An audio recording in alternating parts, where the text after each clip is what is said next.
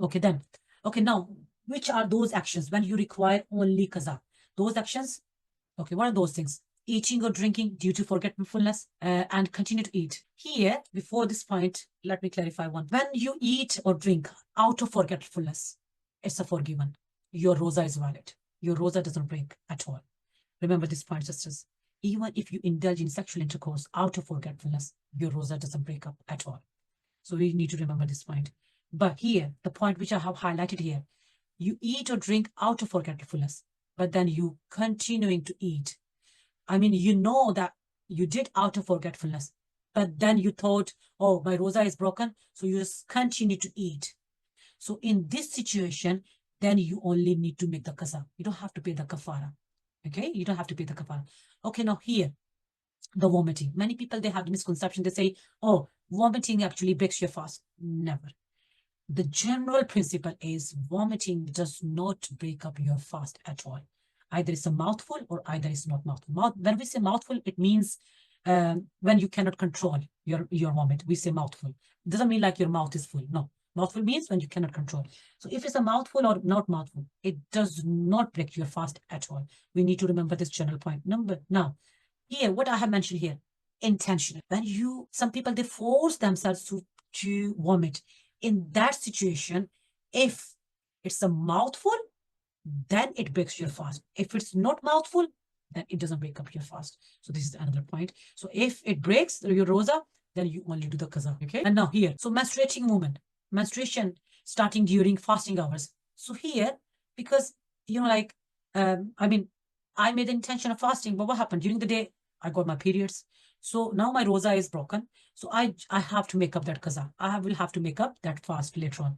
And then any administering nutrition via injections, there is also scholarly differences exist.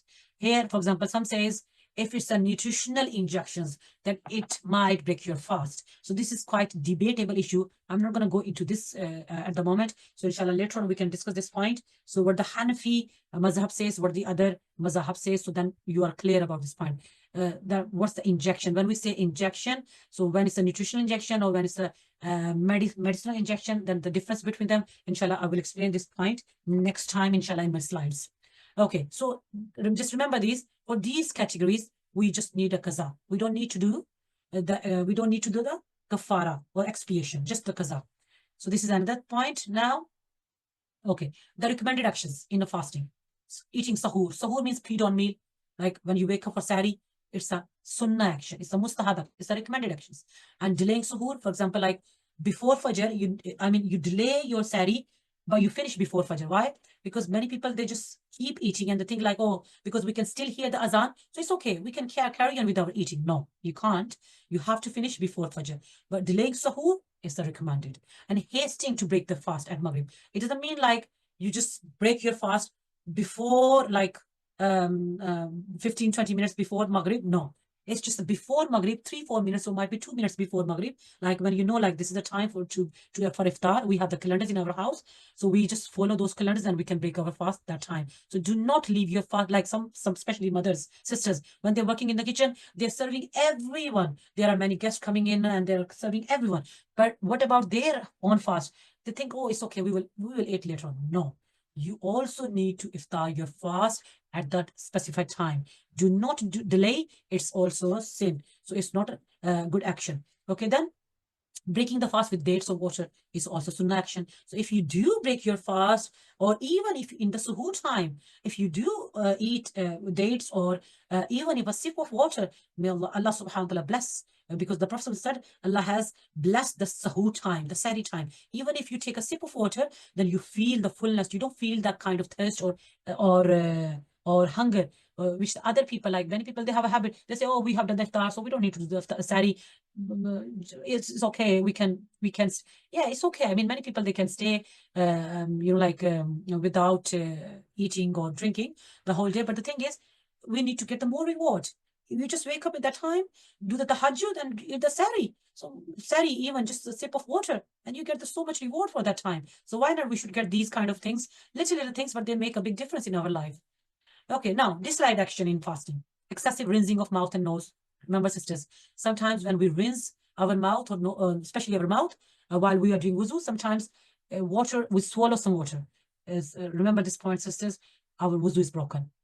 When we swallow some water, though it's by accidentally, it breaks our wuzu. So we have to be very careful when we rinse our mouth. Number 2, tasting food without necessity. Like sometimes when the special sisters, when they're working in the kitchen, they have a habit to taste the food.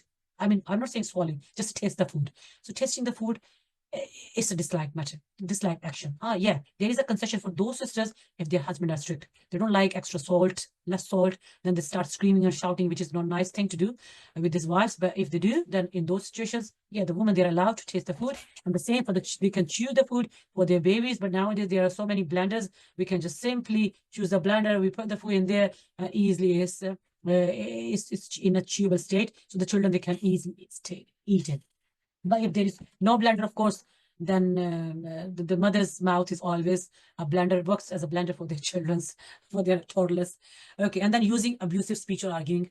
Yeah, because there is a hadith in which the Nabi Karim said, if a person, while he's fasting, if it doesn't leave at telling lies or swearing or bad things, then Allah doesn't need his fast. So we need to be very careful. We must avoid abusive speech or arguing, and then engaging in unnecessary physical intimacy here, because especially those people who are young or newlywed couple. So those people, if they know, if they kiss or hug their wife and then might indulge into sexual intercourse, then in those situations it's disliked for them to engage in these kind of things, hugging or kissing. They should avoid. But if there is no danger, just hugging or kissing, it will not make any difference to them, or they will not ejaculate in those situations, then it's okay. But try to avoid in those situations. But it's absolutely allowed to hug, kiss, or touch your wife while you're fasting. It doesn't break up your fast unless you ejaculate.